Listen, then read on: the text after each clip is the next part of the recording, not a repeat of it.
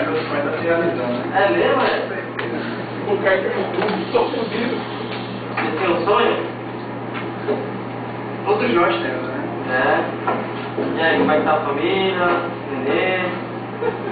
Vai na medida do possível ainda, sua família também, Tá bem, graças graças a a Deus. Deus. Sua menina, né? Isso, menino, né?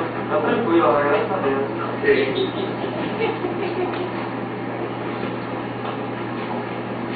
Pronto, nós estamos com promoção, né? Essa lâmpada, a última vez que você comprou já faz quase 4 meses, né? Uhum. Essa lâmpada aqui é farol, né? Na frente da moto, né? Você comprou 50 unidades, como é que tá?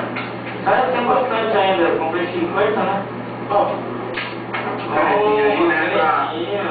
você rabiscar aí, né? Escrevinhar? É. Pode ser. Pode E ser? aí, eu posso? Não, tem tirar? bastante, cara. Tem bastante dessa lâmpada. Dá uma olhadinha aqui, essa outra aqui. Essa daqui é do painel, né? Custa bastante também. Também comprou 50 da última vez, mas já faz quase 4 meses, né? Mas eu passo uma basezinha, né? A gente tá precisando dessa base. Chique, né, velho? É. Cara, não vou pegar nada não. Faça isso não. Vamos levar, olha? Passa mais tarde aí, cara. Passa lá com uma hora e meia, você dá uma olhadinha aí. Pode ser? Daqui uma hora e meia?